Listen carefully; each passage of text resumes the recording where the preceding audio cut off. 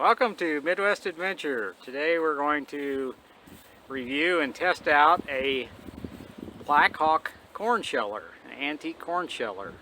This is a 909 model.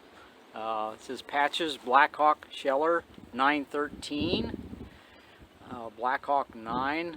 Not exactly sure what all the numbers mean, but we found in a storage building that hadn't been open in about 40 years, so restored it. It was very rusty when I got it. Restored it with vinegar. Here's what it looks like today. It's going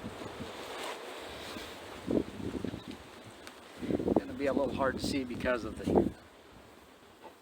But you can see here, Blackhawk sheller. And so we're going to give it a test run here in a minute and see if we can shell some corn with it.